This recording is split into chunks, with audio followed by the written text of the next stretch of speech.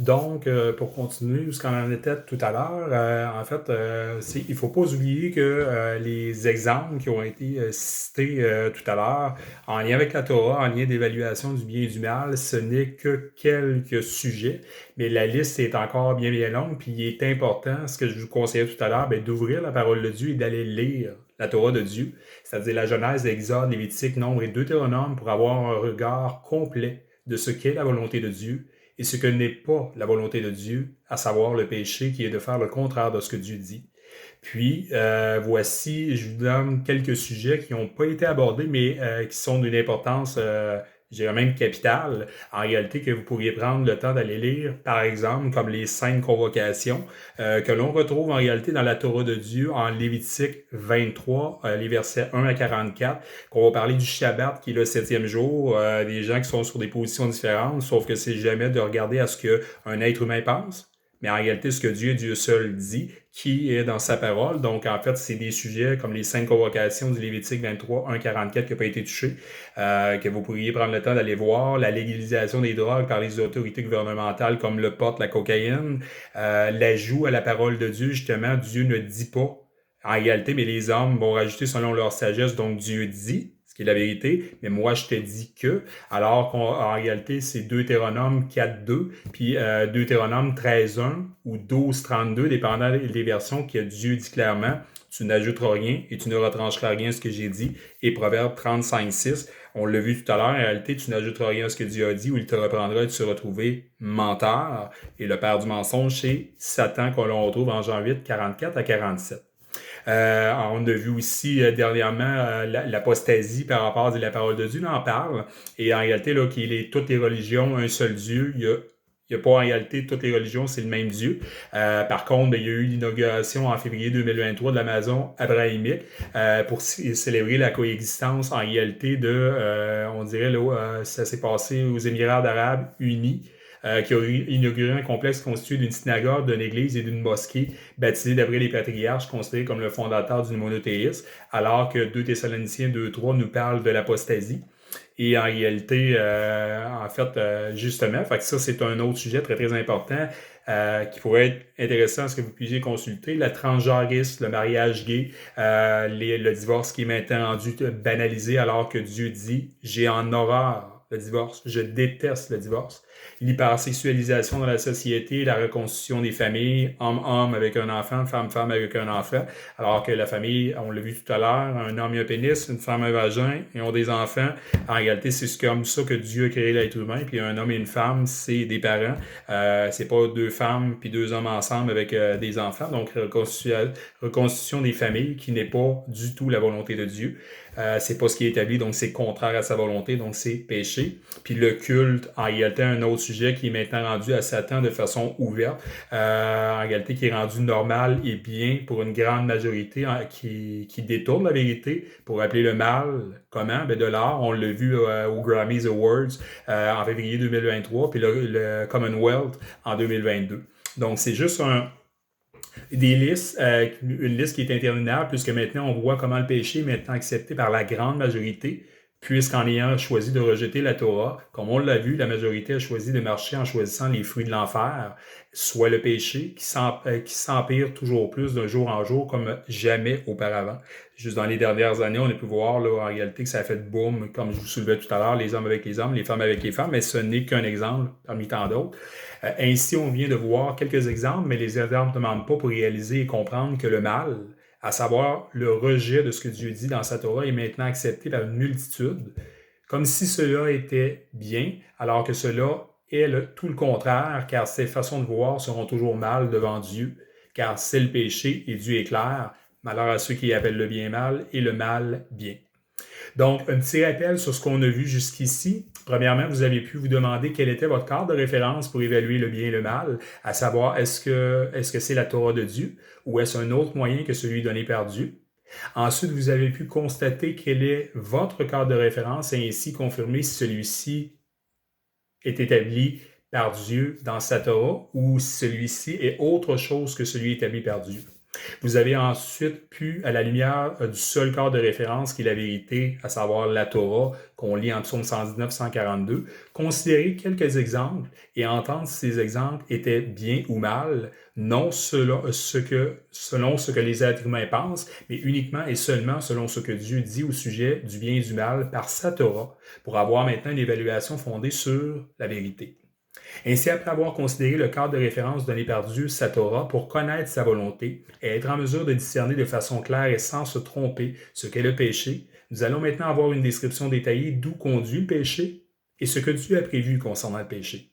Et mon seul désir devant Dieu est que vous seriez attentifs à ce que Dieu dit et que, en étant attentif et en cherchant, comme vous allez voir véritablement Dieu, vous allez véritablement rencontrer Yeshua, en réalité comme il nous en fait la promesse.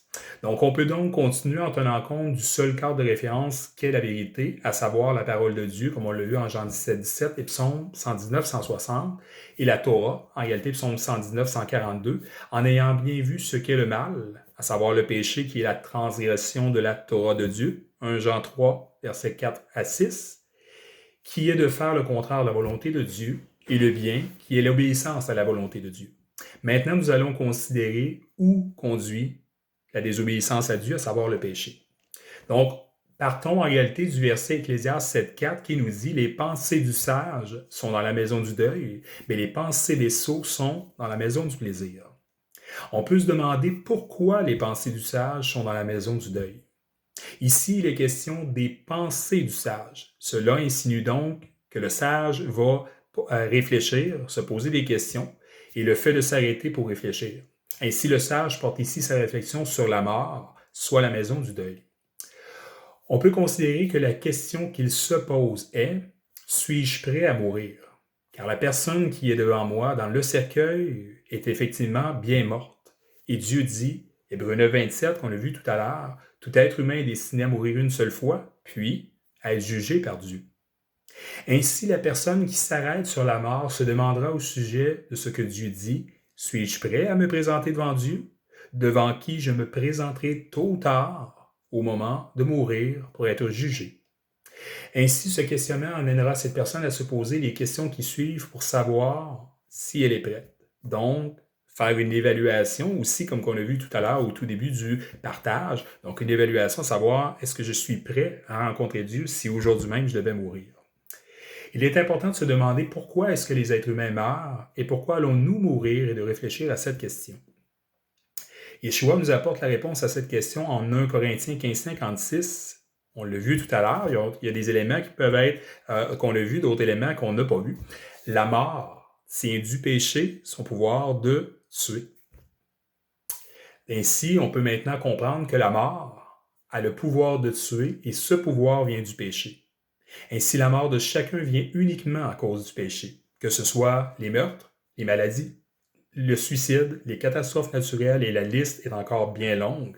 Peu importe la raison du décès, l'origine de toutes ces choses qui ont produit la mort est le péché, comme Dieu le dit. On doit ensuite se demander, est-ce que c'est parce que tous les êtres humains sont pécheurs qu'ils meurent? Yeshua nous apporte également cette réponse de façon claire et sans ambiguïté en Romains 5.12. Le péché est entré dans le monde à cause d'un seul homme, Adam, et le péché a emmené la mort, et ainsi la mort a atteint tous les hommes parce que tous ont péché. On l'a vu tout à l'heure, en réalité qu'Adam, il a mangé du fruit défendu de l'arbre de la connaissance du bien et du mal, et étant donné que le péché, c'est la transgression, c'est de désobéir à la volonté de Dieu, en réalité, et que, comme on l'a cité tout à l'heure, tous les êtres humains sont rattachés à Adam et Ève, les premiers êtres humains, tous ont péché. Et on vient de voir que la mort tient du péché son pouvoir de tuer. Donc, puis, en psaume 51.7, en vérité, je suis né coupable. J'étais pécheur dès le moment où ma mère m'a conçu. Donc, dès le ventre de votre mère, vous étiez pécheur, vous n'étiez pas encore sorti, la parole de Dieu nous le dit, vous étiez pécheur. Donc, ainsi, on peut comprendre que tous les êtres humains, sans exception, sont coupables de péché. Et c'est la raison pour laquelle tous les êtres humains meurent. On doit ensuite se demander, mais qu'est-ce que le péché pour saisir ce qui amène la mort? Donc, tout à l'heure, je vous ai posé la question, qu'est-ce que le péché? Je vous ai demandé d'y réfléchir et on a vu la réponse en réalité en 1 Jean 3, 4, 6, Dieu nous donne une réponse claire, nette, sans ambiguïté. En 1 Jean 3, 4, 6, quiconque pêche sans cesse transgresse la Torah, car le péché est la transgression de la Torah. Et vous le savez, Yeshua est apparu pour enlever les péchés et il n'y a pas de péché en lui. Ainsi, quiconque demeure uni à lui cesse de pécher, mais celui qui continue à pécher prouve par là qu'il ne l'a pas vu et ne l'a pas connu. Ainsi, on peut comprendre que le péché de choisir de marcher contraire à ce que Dieu dit qui est sa volonté et qu'il nous a donné dans la Torah, c'est ce qu'est le péché. Et la Torah veut littéralement dire enseignement. Donc, c'est l'enseignement de la volonté de Dieu qui se trouve, en fait, en Genèse, Exode, Lévitique, Nombre et Deutéronome que vous trouverez dans les 5 premiers livres de la parole de Dieu. C'est à cet endroit que vous apprendrez à véritablement connaître la volonté de Dieu pour discerner clairement ce qu'est le péché, comme on a pu le voir en Romains 7, 7, 8, Romains 7, 11, 12, Ésaïe 5, 20 et Romains 7, 13, par rapport à la Torah qui est sainte et que le commandement est saint, juste et bon. Donc, en réalité, ensuite, on doit se demander où est-ce que me conduit une vie dans le péché, c'est-à-dire de choisir de marcher contraire à ce que Dieu dit pour marcher selon ce que je veux, soit mes désirs, ma volonté, ma sagesse, ma façon de voir, ma formation, ma théologie, mes enseignants, ma conception de la vie, ou encore une fois, cette liste est interminable. Mais cette liste est centrée sur autre chose que Dieu, sa parole, sa Torah, qui sont la vérité, comme on le voit en Jean 17, 17, Psaume 119, 142 et Jean 14, 6. Cette autre liste est centrée sur l'être humain qui n'est pas une source de référence fiable. Car l'être humain, peu importe les moyens auxquels il se réfère, n'est pas la vérité, à la différence de Yeshua et sa parole. Yeshua nous apporte la réponse à chacune de nos questions. Il écrit, par rapport à où nous conduit une vie dans le péché, Romains 6, 23, « Car ce que l'on gagne en péchant, c'est la mort, mais la vie éternelle est le don gratuit de Dieu que l'on reçoit dans l'union avec le Messie, Yeshua, notre Seigneur. » Donc, le salaire du péché, qu'est-ce qu'amène le péché? C'est la mort. Et 2 Thessaloniciens 1, 6, 9 nous rappelle également, car il est de la justice de Dieu de rendre l'affliction à ceux qui vous font souffrir et de vous donner à vous qui êtes dans l'affliction du repos avec nous, quand le Seigneur Yeshua sera révélé du ciel avec ses anges puissants dans une flamme incandescente. Et voici le passage de 2 Thessaloniciens 1, 6 à 9. Alors il punira ceux qui ne connaissent pas Dieu, à savoir ceux qui n'écoutent pas la bonne nouvelle de notre Seigneur Yeshua et qui ne lui obéissent pas. Le juste châtiment qu'ils devront souffrir sera la destruction éternelle, loin de la face du Seigneur et de la gloire de sa puissance. On doit ensuite, après avoir vu où conduit le péché, en enfer, dans ce lieu de souffrance, en réalité, on doit ensuite se demander, est-ce que ce lieu où seront tous ceux qui n'appartiennent pas à Dieu sera un lieu de plaisir comme certains durant leur vie l'affirment puis semblent croire? Yeshua donne encore une fois une réponse claire à cette question en Apocalypse 20, 10, 15. En fait, il est écrit, « Alors le diable qui les trompait est jeté dans le lac de feu et de soufre où se trouvent déjà la bête et le faux prophète. Ils y seront tourmentés jour et nuit pour toujours. » Et le verset, l'Apocalypse 20, 10, 15, nous dit également, « Et je vis les morts, grands et petits, debout devant le trône. Des livres furent ouverts, et un autre livre fut ouvert, le livre de vie. Et les morts furent jugés d'après ce qui était écrit dans les livres, selon ce qu'ils avaient fait. » Et le verset d'Apocalypse termine en disant « Quiconque n'avait pas son nom inscrit dans le livre de vie fut précipité dans le lac de feu », le même lac de feu qui est précité pour Satan, qui est en réalité dans ce lac de tourment éternel, jour et nuit pour toujours. Donc, c'est la seconde mort, comme Apocalypse le dit, pour les êtres humains qui ne seront pas avec Dieu. Ainsi, on peut maintenant comprendre que ce lieu où tous les gens qui n'appartiennent pas à Yeshua se trouveront au jugement devant Dieu sera un lieu de tourment éternel, jour et nuit. On peut maintenant mettre ce mensonge en pleine lumière, à savoir que ce que certains affirment durant leur vie ici-bas, je vais avoir du plaisir dans ce lieu qu'est l'enfer. C'est comme des gens vont l'affirmer. C'est un mensonge que le père du mensonge Satan, père du mensonge Jean 8, 44 à 47 nous le dit. C'est un mensonge que le père du mensonge Satan fait croire à tous ceux qui choisissent de repousser Yeshua, sa parole et sa Torah, et ce qu'il dit qui est la vérité au sujet du péché. Alors que Satan sait qu'il souffrira pour l'éternité et que tous ceux qui l'auront suivi en marchant sur la voie du péché pour le suivre souffriront également avec lui pour l'éternité. Il est vrai que certaines personnes affirment également « Je vais m'arranger avec Dieu lorsque je me présenterai devant lui. en croyant qu'ils pourront se justifier. Et voici ce que Dieu répond à ceux qui affirment cela. En Proverbe 21:30, aucune sagesse, aucune intelligence, aucun avis ne tient devant le Seigneur. Aucune. Job 9:32, car il n'est pas un simple humain comme moi. Je ne pourrais rien lui répondre si nous devions nous présenter au tribunal. Je ne pourrais rien lui répondre si nous devions nous présenter au tribunal. Et Hébreux 9:27 nous dit quoi? Tout être humain est destiné à mourir une seule fois, puis à être jugé par Dieu, donc au tribunal. Habakkuk 2:20, mais Adonai est dans son Saint-Temple, silence devant lui, terre entière. Ainsi Dieu nous enseigne clairement qu'aucune bouche ne sera ouverte au moment de comparaître devant lui. Toutes les bouches seront fermées. Et Yeshua rendra son jugement selon ce qui est écrit dans le livre, selon ce que chacun a fait. Ainsi, ce que nous avons vu jusqu'ici nous amène à savoir et comprendre que où tous les êtres humains, sans exception, sont destinés éternellement est l'enfer. Ce lieu de tourment éternel jour et nuit, ce qui est loin d'être un lieu de plaisir comme certains tentent de le concevoir, car c'est ce que le père du mensonge, Satan, insuffle dans les pensées des gens pour pervertir la vérité, à savoir pervertir ce que Dieu dit au sujet du péché, pour pervertir le cœur et les pensées des gens pour conduire le plus de gens avec lui en enfer, dans ce lieu où il souffrira, et tous ceux qui s'y trouveront souffriront éternellement avec lui, en ayant cru à ce mensonge que l'enfer sera un lieu de plaisir, alors que l'enfer sera, comme la parole de Dieu qui est la vérité, nous dit un lieu de tourment éternel jour et nuit. On peut maintenant, à la lumière de tout ce que Dieu nous dit, et que nous avons vu jusqu'ici, se demander si Dieu a prévu quelque chose ou est-ce que nous sommes condamnés sans aucune autre possibilité. Nous verrons dans la suite de ce partage que Dieu n'a pas laissé sa création sans avoir prévu ce que lui seul pouvait prévoir pour nous apporter la délivrance.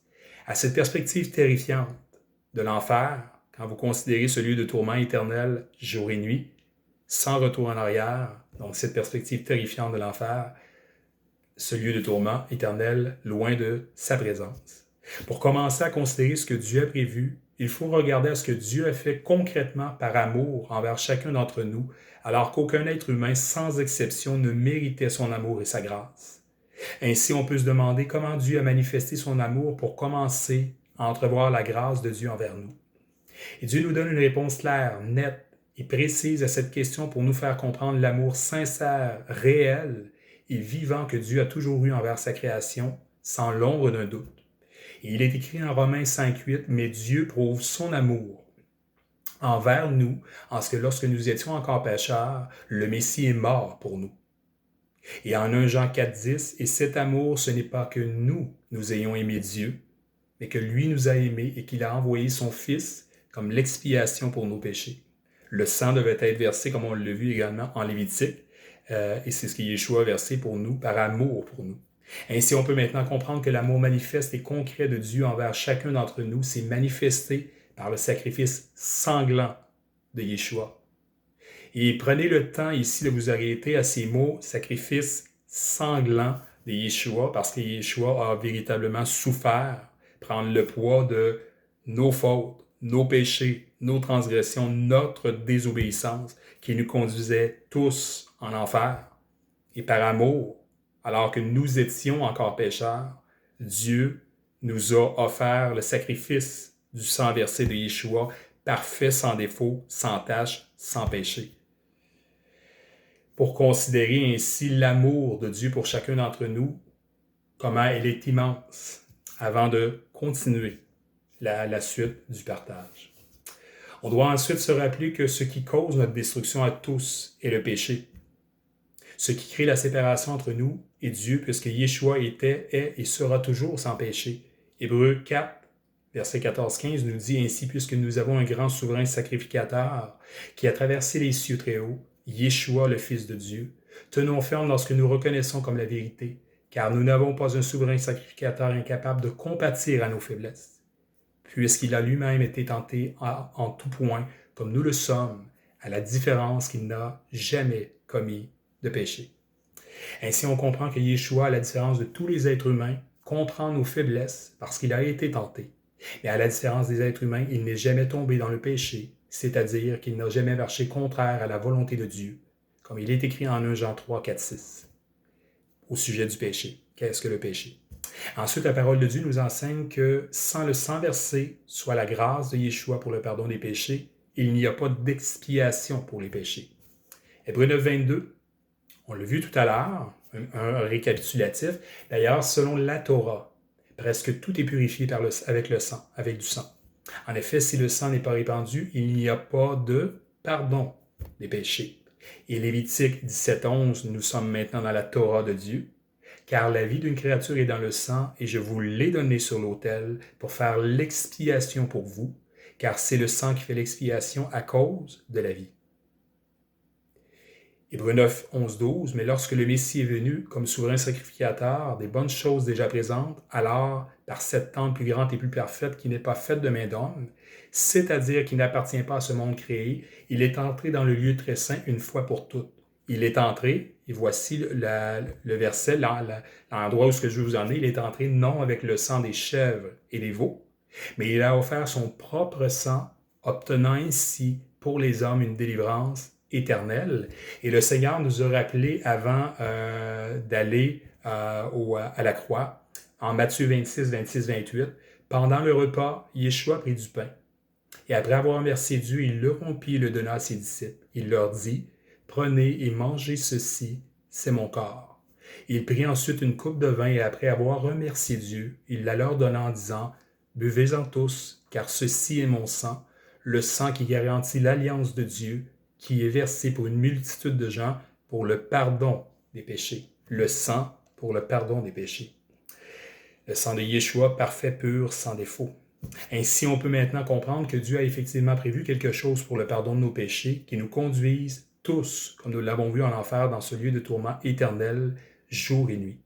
Et ce que Dieu a prévu est le sang de son Fils Yeshua qui a été versé, cette grâce qui est le sang parfait, sans défaut, sans péché, pour le pardon des péchés, à savoir la désobéissance à la volonté de Dieu qui se trouve dans sa Torah. Certains pourraient se demander, est-ce que Yeshua est le seul que Dieu a prévu pour nous pardonner nos péchés ou il existe d'autres moyens? À cette question, voici ce que Dieu répond. En Actes 4, verset 11-12, « Ce Yeshua est la pierre que vous, les bâtisseurs, avez rejetée et qui est devenue la pierre d'angle. Il n'y a de salut en aucun autre, car il n'y a sous le ciel aucun autre nom qui ait été donné aux hommes par lequel nous devions être sauvés. Car il n'y a sous le ciel aucun autre nom qui ait été donné aux hommes par lequel nous devions être sauvés. » Très, très clair. Et en 1 Timothée 2, versets 3 à 5, « Voilà ce qui est bon et agréable à Dieu, notre Sauveur, qui veut que tous les humains soient sauvés et parviennent à connaître la vérité. Car il y a un seul Dieu et un seul médiateur entre Dieu et l'humanité, Yeshua le Messie. Lui-même homme qui s'est donné en rançon pour tous. C'est là le témoignage au dessein de Dieu qu'il a rendu au temps voulu. » Jean 14, 6 nous rappelle encore, Yeshua répondit, « Je suis le chemin et la vérité et la vie. Nul ne vient au Père sinon par moi. » Et en Ésaïe 43, 10, 12, « Vous êtes mes témoins, dit Adonai, et mon serviteur que j'ai choisi. Mon but est que vous sachiez, que vous croyiez et compreniez qui je suis, moi. Avant moi, il n'y a pas eu de Dieu. Et après moi, il n'y en aura pas. Le Seigneur, c'est moi et moi seul. À part moi, pas de sauveur. C'est moi qui apporte le salut. Moi aussi qui l'annonce et qui le fait savoir. Ce n'est pas un Dieu étranger qu'on trouverait chez vous. Vous êtes témoins que je suis Dieu, dit le Seigneur, et que je le resterai. Excusez. Que je le resterai. Ainsi, à cette question, on peut répondre que non. Il n'existe aucune autre possibilité à ce que Dieu a prévu, à savoir Yeshua, par son sacrifice sanglant pour le pardon des péchés. On peut ensuite se demander comment cela se produit-il, c'est-à-dire comment je peux entrer en relation véritable avec Yeshua pour ainsi entrer dans cette relation avec lui, dans cette intimité pour devenir son enfant. Et je tiens à vous préciser, avant d'aller plus loin, que la suite est très importante, car il ne s'agit pas de faire une belle prière avec des mots et dire ensuite, parce que j'ai fait la prière, j'appartiens à Yeshua, je suis son enfant. Car ce n'est pas la prière qui sauve. Très, très important, ce n'est pas la prière qui sauve, mais seulement et uniquement Yeshua et la foi, soit la confiance en Yeshua et la confiance en ce que Yeshua a accompli par le sacrifice de son sang versé pour le pardon des péchés. Je vous fais cette remarque car parfois les gens peuvent avoir placé leur foi soit soit leur confiance dans la prière plutôt qu'en Yeshua seul, alors que la prière elle-même ne sauve personne, mais celui qui sauve est Yeshua seul. Cependant, la relation avec Yeshua se passe également par la prière.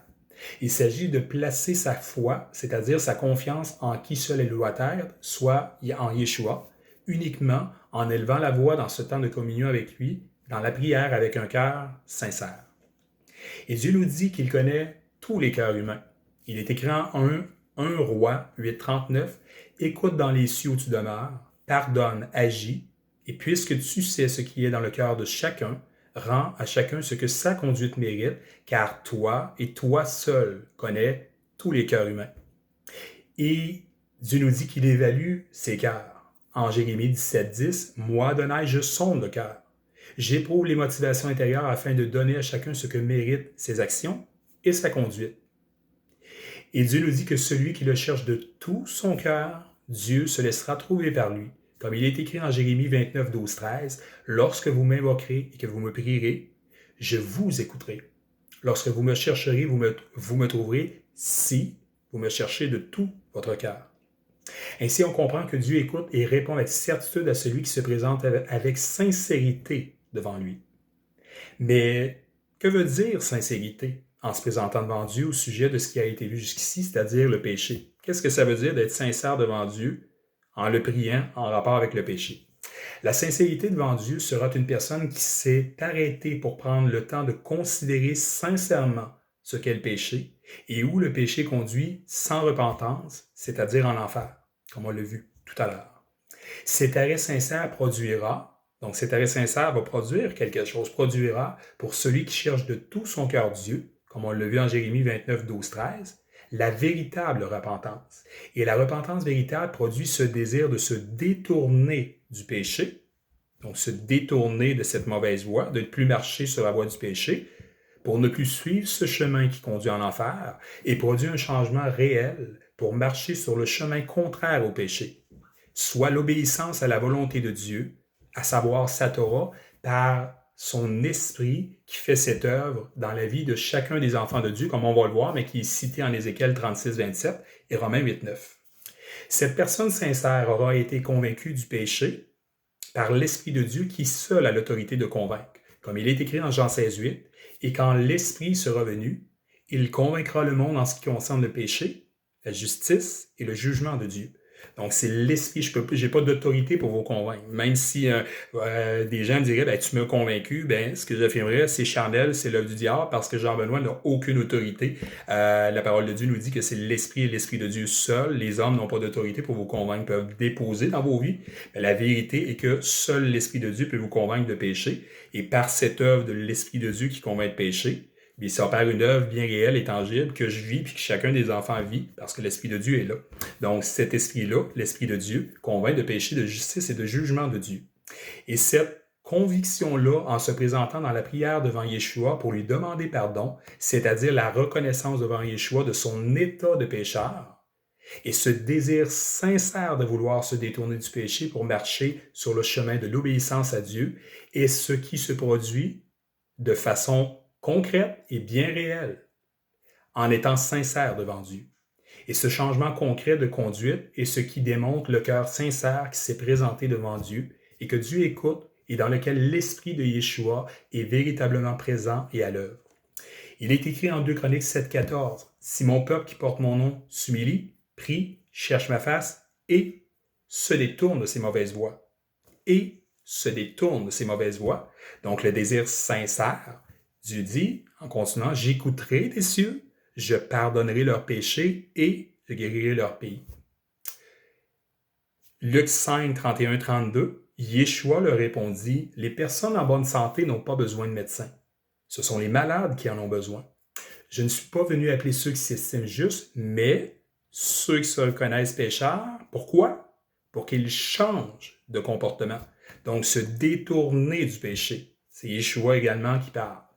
2 Corinthiens 7, 9, 10 nous dit quoi? « Je me réjouis maintenant non de ce que vous avez été dans la peine, mais de ce que cette peine vous a conduit à revenir à Dieu, car vous avez suggéré cette peine selon l'ordre de Dieu, si bien que nous ne vous avons causé aucun tort.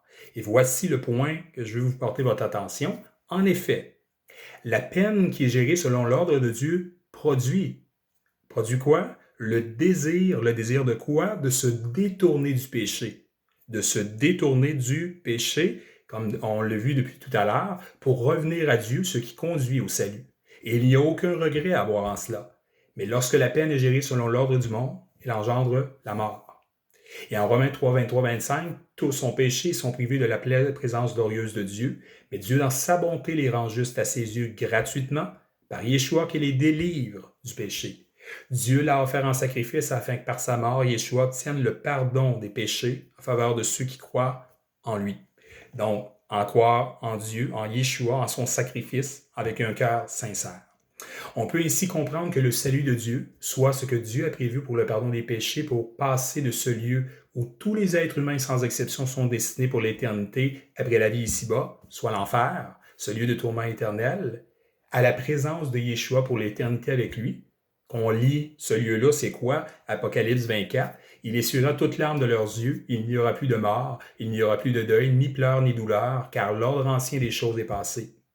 Et cela se produit à la lumière de ce que Dieu dit dans sa parole en reconnaissant que Yeshua est le seul qui apporte le pardon des péchés et le salut par son sang qui a été versé pour le pardon des péchés, en reconnaissant que nous sommes pécheurs, comme Romains 5,12 le dit, en reconnaissant que nous sommes pécheurs devant lui et que nous désirons sincèrement nous détourner du péché pour marcher sur le chemin d'obéissance à Dieu, qui est le chemin contraire au péché qui conduit en enfer.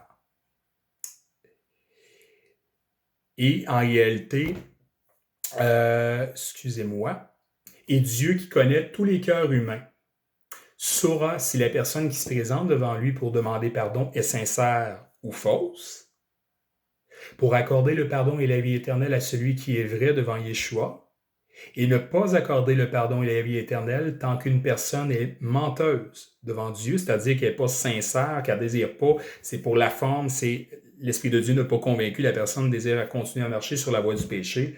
Bien, Dieu n'accorde pas en réalité le pardon parce qu'on l'a vu et se détourne de ses mauvaises voies. J'écouterai des cieux, je pardonnerai leurs péchés. Et voici la promesse véritable que Yeshua fait à tous ceux qui lui appartiennent, qu'on voit en Jean 5, 24, concernant le jugement. Oui, vraiment, je vous le dis, celui qui entend ce que je dis et met sa confiance en celui qui m'a envoyé a la vie éternelle.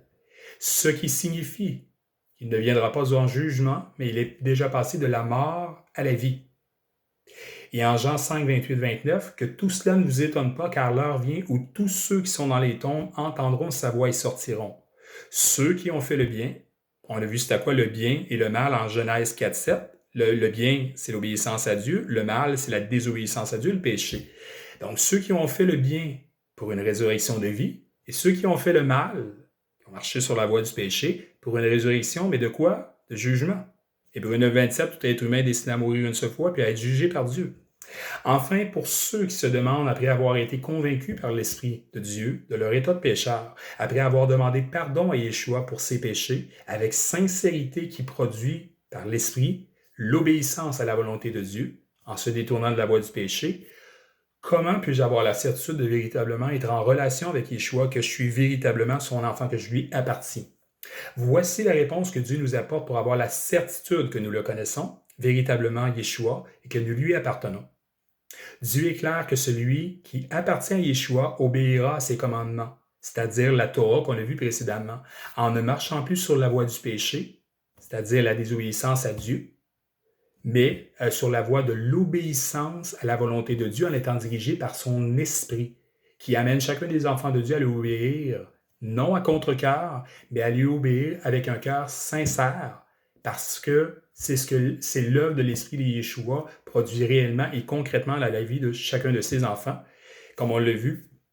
En réalité, comme on va le voir ici, en fait, je vois que les versets sont écrits. Donc, en 1 Jean 2, 3, 6, nous pouvons avoir quoi? La certitude que nous le connaissons si nous obéissons à ses commandements. Celui qui dit « Je le connais », mais n'obéit pas à ses commandements, et quoi? Est un menteur. Et la vérité n'est pas en lui. Mais si quelqu'un fait ce qu'il dit, alors en lui l'amour pour Dieu trouve véritablement sa plénitude. À cela, nous avons la certitude d'être en union avec lui. Celui qui prétend vivre en union avec lui doit quoi? Celui qui prétend vivre en union avec lui doit vivre comme lui-même, donc Yeshua, a vécu. Et tout ça, l'obéissance au commandement est rendue possible comment? Par soi-même? Par nos propres forces? Non. Par l'Esprit de Dieu qui est véritablement là et qui fait une œuvre dans la vie de chacun des enfants de Dieu. Ézéchiel 36, 27. Ézéchiel 36, 27 nous dit, « Je mettrai quoi? Mon esprit en vous, et je vous ferai vivre selon quoi? Selon mes lois. Je vous ferai respecter mes ordonnances et leur obéir. » Et Romains 8, 9 nous rappelle, comme Ézéchiel 36, 27, Romains 8, 9, « Mais vous ne vous identifiez pas à votre vieille nature, mais à l'Esprit, pourvu. » Donc, pourvu. C'est très important, pourvu que l'Esprit de Dieu vive en vous. Car celui qui n'a pas l'Esprit du Messie ne lui appartient pas. Donc, à tous ceux qui se sont rendus jusqu'ici, en réalité, comme mon désir est exprimé au début, en réalité, je suis convaincu que, en fait, pour tous ceux qui cherchent véritablement Dieu, en réalité, puis qui vont prendre le temps de prendre ce temps de mise à part. La mise à part, en réalité, c'est un temps de consécration avec Dieu, dans la prière, puis le temps d'arrêt devant la parole de Dieu qui a été citée, d'ouvrir sa parole.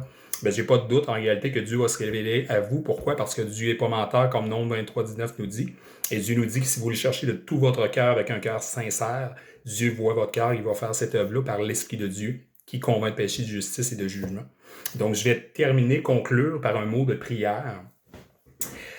Adonai, je veux te remercier vraiment, Père, de ce temps que tu m'as donné pour faire ce partage, centré sur ta parole, centré sur toute ta parole, dans la totalité, Seigneur, et dans ta Torah, dans la vérité, sur toi, Yeshua.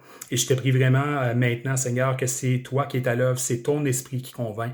Et c'est ma prière pour chacune de ces âmes, Seigneur, qui prendront le temps d'écouter ta parole, qui prendront le temps d'écouter ce partage, Seigneur, et que vraiment, mon Dieu, merci de conduire chacune de ces âmes, Seigneur, à toi, parce que on sait maintenant que le temps nous est compté avant ton retour, Seigneur. On voit comment les ténèbres, le péché, la désobéissance à ta volonté, et de façon claire, nette, sans besoin de chercher le midi à 14 heures, Seigneur, on voit comment le péché s'est amplifié dans ce monde. Et vraiment, Seigneur, tu nous dis de te chercher pendant qu'on peut encore te trouver. Il est encore temps, Seigneur, parce que tu n'es pas encore venu nous chercher. Ta parole de Dieu nous dit que tu vas venir nous chercher chacun de tes enfants, mais d'ici là, Seigneur, ma prière, c'est que tous ceux que tu appelles à toi, Seigneur, qui ont le cœur disposé, qui te recherchent, bien, merci, Seigneur, que tu vas faire cette œuvre-là dans leur vie, par l'œuvre de conviction de ton esprit, Seigneur, et c'est par le pouvoir du nom de Yeshua de Nazareth que j'ai déposé cette prière. Amen. Donc, je souhaite une bonne fin de soirée, puis en réalité, bien, on se revoit dans une prochaine vidéo. Bye bye.